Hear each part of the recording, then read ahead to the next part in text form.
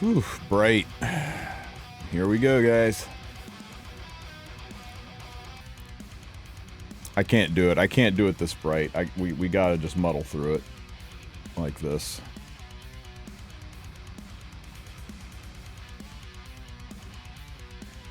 Okay, here we go. Developer notes, balance patch adjustment, Epic 7 is saved, right? We are balancing, we sincerely appreciate the interest and support all of our heirs who have continued their adventures with us in Epic 7. With these balance adjustments, we plan to implement changes to 8 heroes and 2 artifacts. I know they said they're trying not to make too many changes too fast, but you remember how great it was after the Mort balance patch when they did like 15 units and half a dozen artifacts? It changed the game. That was 18 heroes? Holy shit. It changed the face of Epic 7, and that's kind of what we want to see. I don't know. This feels small. But if they're impactful, I guess it's fine. That's fine. These changes scheduled to take effect on the 13th, like we thought. Okay. Who are we changing? Hey, Fallen Cecilia, you guys got your wish. I hope it's not as terrible as I'm worried about it's going to be. Fallen Cecilia, and then Remnant Violet. Okay. Lilius, Unexpected DN, Crow, Ludwig, and the Ross. Where's Opsig? Guys, where's Operator Sigrid? Like, she's the one unit we were sure was getting an adjustment. Where's Architect Leica? Yeah, Architect Leica and Opsig, they were shown in the things coming in 2025. Why are they not being adjusted? They even changed Opsig in-game to give her a focus bar. Did they just forget them? They not get done in time? Was 8 weeks not enough time? Okay, I guess we're not getting the expected and most anticipated Operator Sigurd buffs, and Architect Leica's kicked to the curb too, but maybe this makes up for it, and we're doing Wings of Light and Shadow and Uber's Tooth. Uber's Tooth. I mean, not Creation and Destruction, not Iron Fan, not, whatever the hell that Sigurd artifact's called, but actually a used artifact? Okay, I guess Amiki users celebrating. Maybe, I don't know. Maybe they broke it for Amiki. Let's get into this. Okay, guys, here's the one you wanted. Fallen Cecilia. What did they do? Guys, I'm going to entirely reboot Chrome. Give me a second here. Man, I don't get it. I turned Dark Reader on, and it's all bright. Okay, guys, you're just gonna have to have your eyes seared out. We're going full light mode so I can see what the changes are. We're just gonna run it, guys. It's gonna be bright, and you're gonna have to deal with it. Put on some sunglasses. So, Mistake. This is her S1 skill, and they're just increasing the damage of her S1 and making effect resistance even less of an important stat, right? Now she can soul burn S1, and we get a provoke. And we're passive, we're just raw increasing her max health by 10%. That'll bring her kind of up to speed with the other bulky knights in the game. Barrier strength increased. It'll be interesting to see how much, because her barriers are pretty pathetic by today's standards. So this will have to be a significant increase to make her barriers matter. Attacks all enemies in an explosion of spiteful emotions, dispelling all buffs. So she's a strip. Before granting skill null to all allies. This skill cannot trigger a counterattack. Damage increases proportion to the max health, and we're boosting her max health, and we're increasing her damage dealt. So, we're potentially making her into a damage-dealing knight. Holy freaking Christ! Okay, cleavers now have their new anchor. We've got a ignore ER provoke mitigation unit that grants barriers, grants skill null, can do damage on the S1, S3 can control, and gives you a speed imprint. FCC plus Para, yeah, 12 speed to Para, sure. This is also gonna help cleavers anchor their cleave even better. Not that cleave is that big of a deal right now. Cleave is kind of in the shitter more than it's ever been. You can still cleave, but it's not easy like it used to be. Turn 2 is kind of king right now. But yeah, damage dealt increase. We gotta see how much the damage is increased. We gotta see how big the barrier is. Until we have numbers, we don't really know how impactful this is going to be for FCC. Right now, on paper, it looks like it could be pretty impactful, but even if none of this is impactful, the fact that this is the first knight with a speed imprint, you know, first ability to carry mitigation and to protect your cleave with a speed imprint, she's going to be used. I mean, if you can find a way to shoehorn Green Vildred into a team, you can find a way to shoehorn this into a team. Okay, so there's your FCC buffs. Not at all what I expected, but I'm kind of glad it's not what I expected, because what I expected was them to basically make her another Albedo, make her another Ilanov, make her another thing that just slows the game down and makes it god-awful boring, because that's what FCC did. When she was released, she was the great disaster of Enjoy Frenzy 10 fights. She was slow and drawn out and was not fun to fight against. And I was worried when they buffed her, they're going to bring that back. But instead, they changed her to be a more aggressive knight. She's a damage-dealing knight. She's a damage-dealing knight with some support capabilities. She's a damage-dealing knight that can help facilitate aggro and cleave and make standard battles move faster. So I'm kind of all about it. We just got to see if the health going up by 10%, how much is the barrier being increased, and how much is the damage being increased? These are the big questions that are unknowns, and this is going to determine whether or not she's, you know, going to be usable as an actual unit, or if she's just going to be a speed imprint, not really anything else.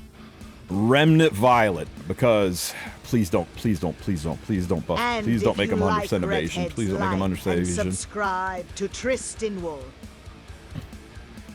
Okay, so his Massacre skill, increases the attack, increases combat and rates the caster by 50%.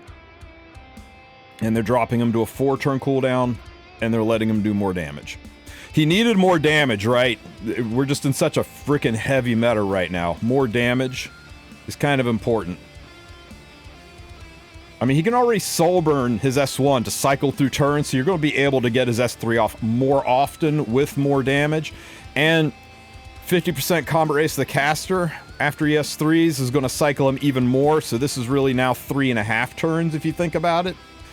So going from a 5-turn cooldown to a 4-turn cooldown to a 3.5-turn cooldown. You know, plus the combat race of the caster, this combined with Para, you're going to cycle him a lot faster too. This is another less of a buff for Rylet and more of a buff for Para, but this does make him more viable. And the increased damage, once again, the nebulous increased damage. Is it 1%? Is it 3%? Is it 10%? Until we know how much his damage is going up, we don't really know if he is going to be able to hit hard enough to be impactful in today's meta. But he's going to hit harder, and he's going to hit from 5 turns to 3.5 turns. He's going to hit a lot more often. Maybe Rylet's going to make a comeback. He is still not 100% evasion. Thank God we don't have a second flan. But, I don't know if this is going to change his usage or not. It really depends on this. He still has all the same vulnerabilities he had before. Yeah, I don't know. I mean, it's definitely a buff. Nothing in this is a nerf. It definitely is a buff, but we'll have to see if it makes him more usable. Lilius. Fire Lilius. Okay, so we're taking away her 50% chance to crit. What? Why? Oh, we're just moving it to her passive. Okay, so this is just clerical, right? We're cleaning up her skills. We're making it less of a paragraph to read by doing the modern thing, and we're just putting the 50% crit in her passive skill instead of saying it's part of her S1 and S2.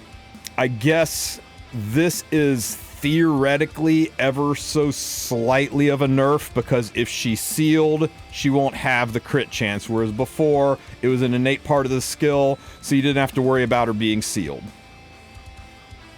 But when she S3s, she would cleanse the seal, So I don't understand the difference. I guess it's technically a nerf. You also can't overcap against crit res. But yeah, pound for pound it's a nerf, I guess, but I think it's just they're trying to clean up the description so that it's a little bit less to read. Let me see. Dispels one debuff to dispels all debuffs from the caster, sure. Suppression can only activate once every 2 turns. Suppression can only be activated once every 2. The big thing is now she dispels all debuffs, not just one. So it makes her a little bit more usable. Her S3 though, increases the. Yeah, we got rid of that. Put on the S2. When the target is provoked, damage dealt increases. Oh, so when her suppression goes off and it provokes somebody, she's going to do even more damage into provoked targets. Holy shit, guys. Is this going to be really good into Lua? Yeah, is this an ML Lua buff? Lua provokes everybody, and then Lilius just drops an S3 and cleaves them, because they're increasing her raw damage, too. You guys that have been enjoying the, the Gunther team in Arena? It just got significantly easier and stronger. Again, Nebulous damage dealt increases. We gotta see what these numbers are, but I think she's gonna be even better with Gunther in Arena. Maybe some synergy with ML Lua, maybe. I don't know. This is gonna require some testing. It might be usable. She's definitely better than she was. I don't think this is earth-shattering or is gonna really change her usage that much, but maybe I'm wrong. Oh, and they're changing our balance patch from, yeah. Okay, if increases damage of ready load fire by 20% is going away, that makes me think that this is a 20% damage increase, right? When suppression is activated by far enough, grants immunity. Oh!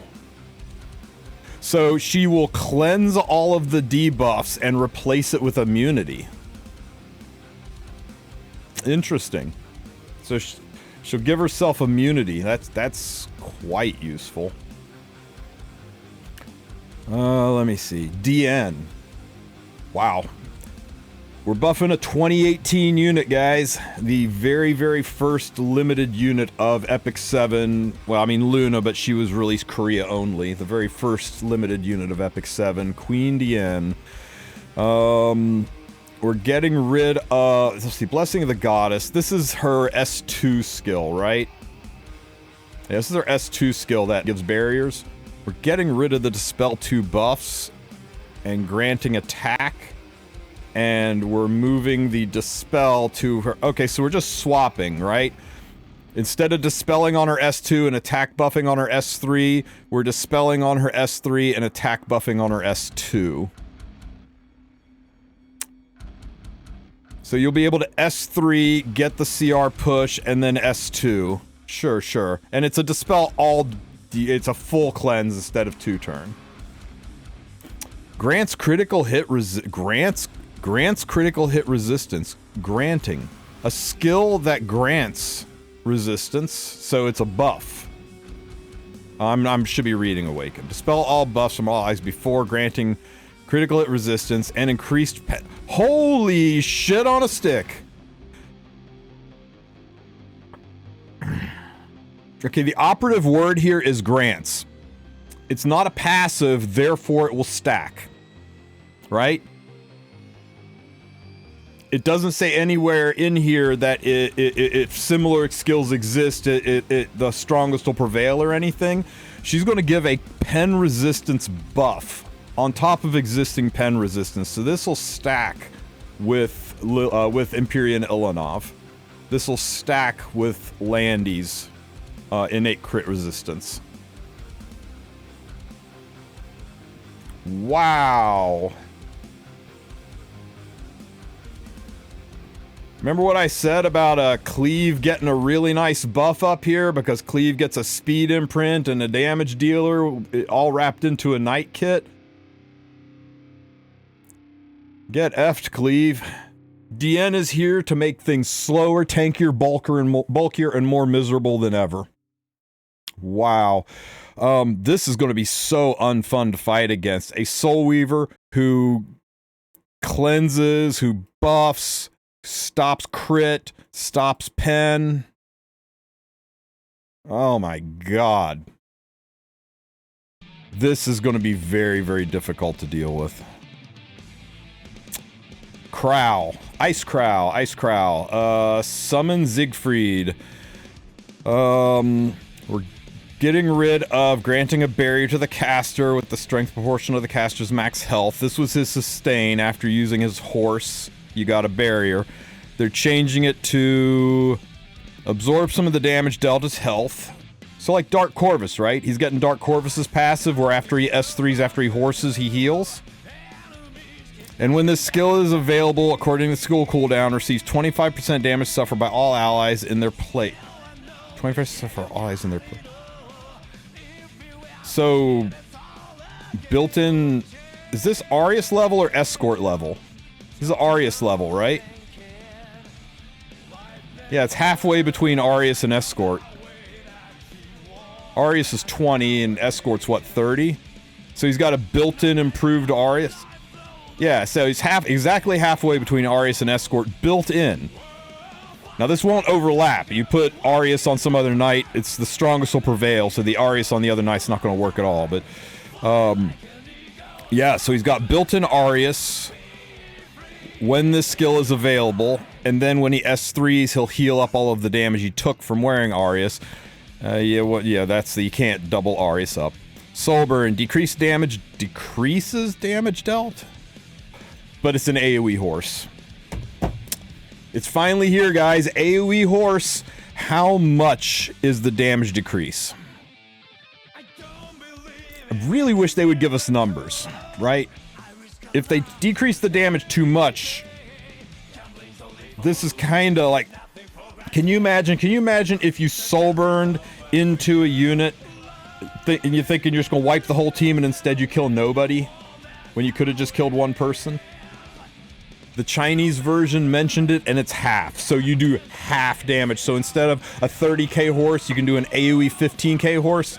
There's some niche situations where, like, after you've done enough damage, maybe by using Fallen Cecilia, you might use this as a finishing move to wipe the whole board, but I don't know. This feels kind of weird to me.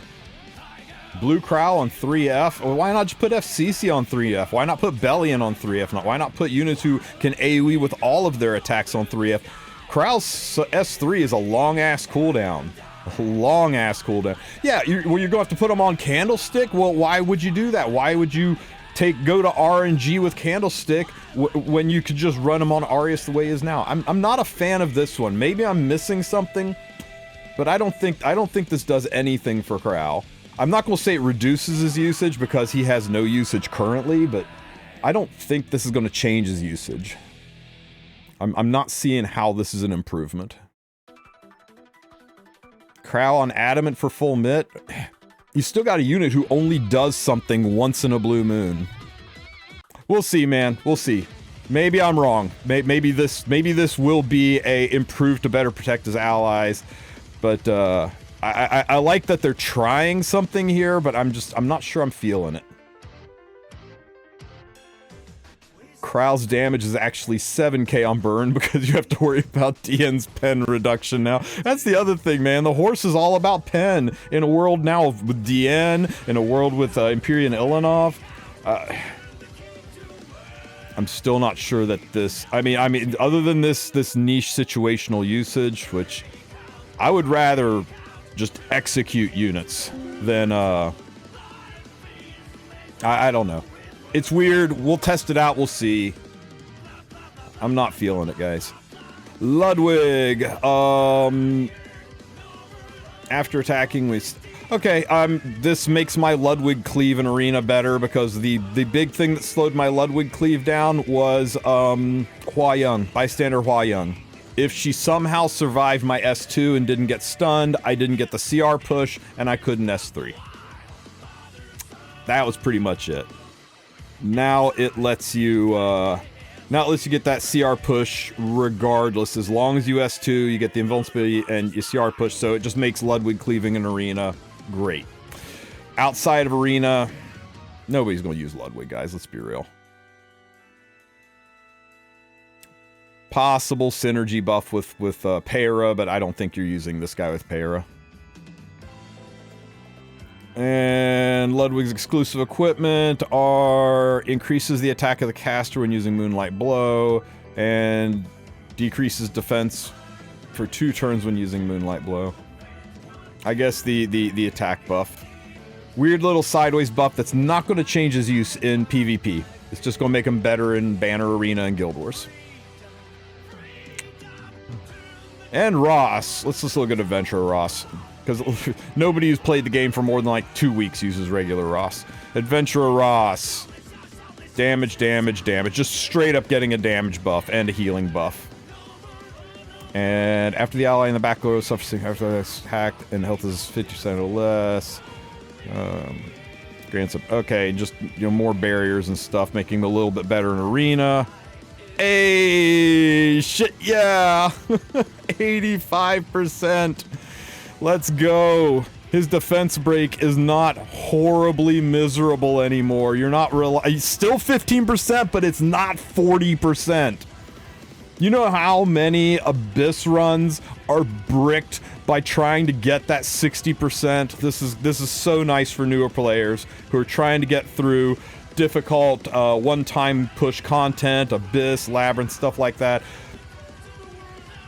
So much nicer. It also makes them more reliable in Wyvern. For those doing the Wyvern one-shot, guaranteed one-shot, this will make that team easier to build. Oh, after it suffers a single attack, and now it's just as attacked. Oh, nice. So AoE attacks can trigger the berry. So yeah, that's nice too. That's nice too. Okay, so Ross is better. He's going to be significantly better in Wyvern for one-shots and speed one-shots. He'll be significantly better in Abyss and Raid. And for early game players who are using them as this principal knight, he will help keep your team alive better. He'll help keep himself alive better. He can actually do more damage now. This is a nice change. He's not going to bring him into RTA. Let's be real. This isn't going to bring him into RTA more than he already was. He just doesn't have the chops to swing with the rest of the knights. This is an Abyss PvE buff, and that's great. Let's take a look at the artifacts. Wings of Light and Shadow. So if a critical hit is made, damage next attack 20 set. When attacking, increases damage up by 17%. When a critical hit increases damage. Okay, so they are they're basically Sigurd scything it, right? They're taking the conditional thing and making it unconditional. So even if you don't crit, you get a 7 to 14 damage, and if you do crit, it goes to 14 to 28. Oh, I'm sorry, it goes to 11 to 22. 11 to 22. So it's ever so slightly better when you make a crit, but if you don't crit, you still get a damage boost. So they're increasing its stability. And this is good because they just dropped DN on us, who's going to have anti-crit out there, right?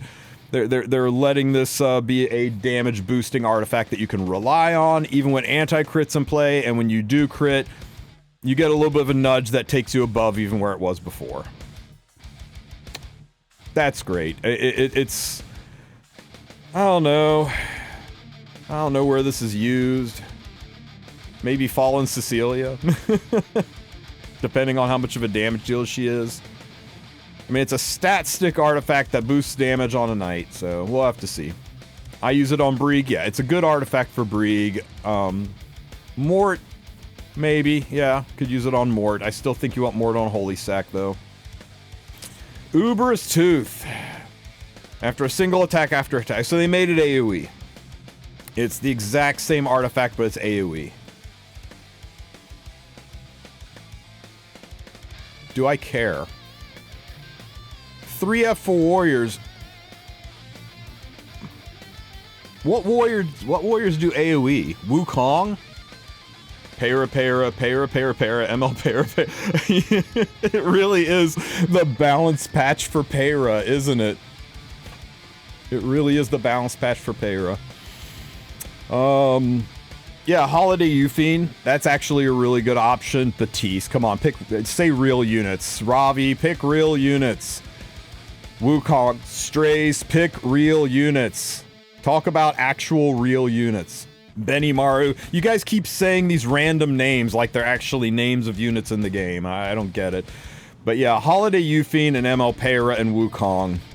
And it doesn't take away the effect of Amiki. This is probably the winner of the balance patch for like things that will change how people play the game. Isn't that sad?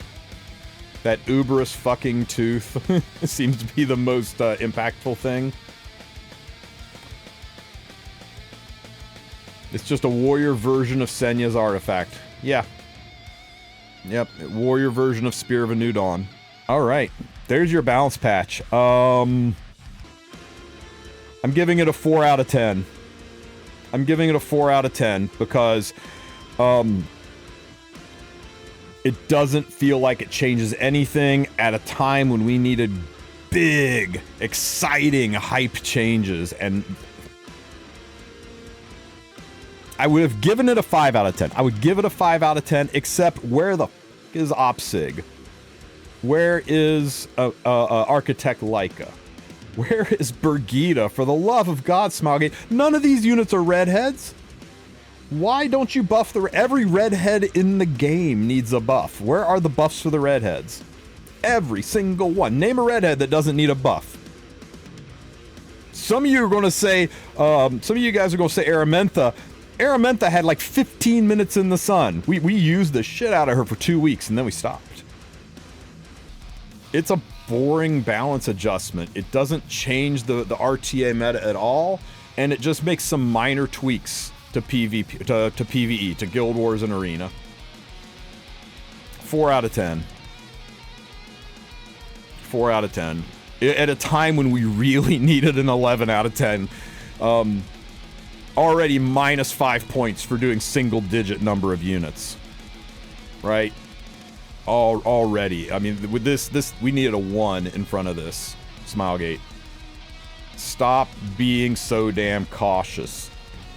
Look back at the number of times balance patches were hailed as amazing balance patches that everyone was excited about, and people were like, good job cooking Smilegate. This was a great balance patch. Every single time you've done it, it has been units were buffed into the teens. It has been multiple units because the game is solved, the game is stagnant, the game is boring. We've been fighting the same RTA for 3 seasons now. Guild Wars is the same offense, defense.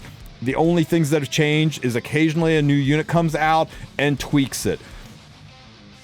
Give us something that redefines the meta in multiple ways. Not just here's one new unit and now you got to figure out how to solve this pain in the ass. Now here's one more new unit, solve that pain in the ass. That's not it. That's not it. Throw a freaking rock in the pool, splash the water everywhere, and let us all figure out what the hell's going on. Rock us back on our heels and make us think of ways to play this game differently. Asked to separate heroes, so it's really 7 heroes, not 8. Not to mention that they counted Ras and Aras as 2 separate heroes, so it's really 7 heroes, not 8. Jeez. Ouch. Ouch. I think the overall winner of this balance patch is Fallen Cecilia and Uberous Tooth. Peira. Peira. I think people are being overly critical of Fallen Cecilia. A lot depends on this right here. We need to know what that means. If that's significant, that combined with this, because she is an HP scaler, I think could make her a very substantial bruiser. I think people are really underplaying how insane this buff is. I think people are too wrapped up in the past of wanting her to basically be an Albedo who does damage. They're wanting her to be, you know, the Albedo they dreamed of when Overlord released, and that is not what Smilegate wanted to do with this unit, and I for one applaud it. The last thing we needed was another brain-dead, boring mitigation knight who just sat there and made fights miserable. I think 100% of the people saying that this buff to Cecilia is bad are tank down, turn 2 players who really enjoy Frenzy 10 fighting. And I am, for one, very, very glad they said, nah, fam, we're going to make her a bruisery damage dealing unit that you can run with aggro, you can anchor cleave, you can improve your standard play. They gave her a completely different job. They addressed the three things she has, the three problems she has, right? She doesn't really, she doesn't really have a place in the modern meta of tank down mitigation knights, so they went a completely different direction and brought her more into the realm of damage dealing knights. Damage FCCs were a thing back in the day, now she's even better. They dealt with the fact that her barriers were pitiful by double tap increasing that, and they dealt with the fact that she didn't bring enough support to the team by letting us ignore ER on 100% chance to provoke. You guarantee provoke whatever you hit as long as you don't miss. And they gave her additional support, additional reasons to pick her above and beyond just that she's a barrier spammer who can wear Arius. So I like it. I think it completely changes her role, and that's what we needed. It's what we asked for. We said, don't buff FCC, change FCC, and they gave me exactly what I asked for. And I hope it's what the community asked for too. I think it's what the community needs. They needed this unit to not just be a better version of what she was, they needed this unit to be a different version. Something that we can find new ways to play her. It is the one shining light in this entire balance patch. Everything else does abso-fucking-lutely nothing except potentially make fights more miserable. Or are things that are good. When I say nothing, I'm talking about RTA. I'm talking about RTA. DN's gonna make it incredibly difficult to cleave, especially when she's paired with Ilanov. It's gonna make it even harder to thread the needle that is cleaving. Yeah, Coven, it stacks. It's gonna stack with Ilanov. Because it's a buff, and Ilanov's a passive, and buffs stack on top of passives. There's no language in there that says strongest effect prevails. Is Fallen Cecilia worth it? 40 coins. I think she's more worth it than anything you're going to see in the coin shop. Guys, be aware if you... it's all assumption, right? They're completely... Right now, Fallen Cecilia doesn't work. Fallen Cecilia does not work in any meaningful way in the game right now. And they changed everything about the way it looks like you're going to be able to play Fallen Cecilia. So if you are sitting... If you're sitting on 40 coins and you want to pick her up, you got just today. She's going away after today, and new units are dropping in. She might fall flat on her face, but I don't see how a 12-speed imprint is never not usable in this game. You will always find use for speed imprint, even if she's got nothing else, right? People build freaking Fire Surin because she's a speed imprint. People use freaking Fire Shuri because he's a speed imprint. Their kits are okay. They got like a little bit of something they do, but they're picking them because of the speed imprint. They're shoehorning them into their draft, right? This unit's going to get picked a lot just for the speed imprint, and she goes so far beyond that with damage and cleansing and sorry, not cleansing, damage and strips and provokes and control. She's got a lot in her kit, and I think it's going to be usable. If you don't have Fallen Cecilia and you do have 40 coins, man, I don't want to tell you to do it. And then it turns out she's just not usable at all. It turns out the haters are right and she's just not a good unit, but because there's still a lot of unknowns. How much is the barrier increase? How much is her damage being boosted up? If those are little nickel and dime stuff, then she's just a speed imprint. And you got to resolve to yourself that the 40 coins are worth speed, worth getting started on or improving my speed imprint. But if those numbers are good, I think she's going to be very, very usable. She's going to be one of the better DPS aggro bruiser knights out there. And if that style of play appeals to you, then you should consider getting her. Speaking of which...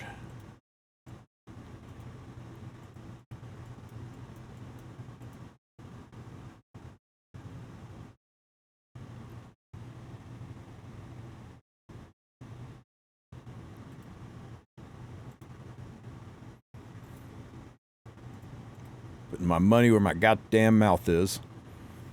Okay. All right, guys. You got to make your own decision. I'm giving her a shot. I'm kind of looking forward to seeing how she works out. And I need to see if I have any fire Cecilias in my waiting room. Oh! A-S-double-S. God damn it!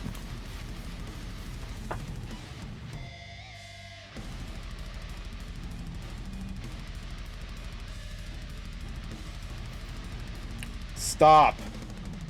Stop mocking my pain.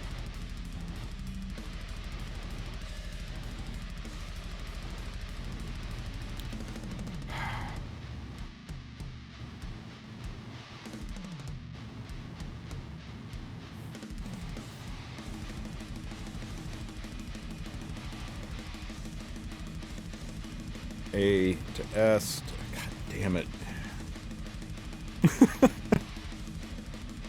I didn't need your damn coins anyway. 40 frickin' coins. Ouch.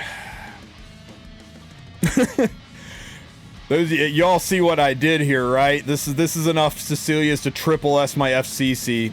I kind of wasted the 40 coins on FCC. Screw it, I'm building two. I'm building a Bruiser DPS FCC, and I'm building a Speed FCC. I'm gonna make a better RTA with blackjack and strippers, and you guys are gonna have all the regrets that you mocked me for having bought an FCC that I didn't need. You just wait and see. It's gonna happen. It's gonna be amazing. You're gonna love it, and I'm not coping at all. Alright, that's it, guys. I'm out of here. I am done. Wolf out. Peace.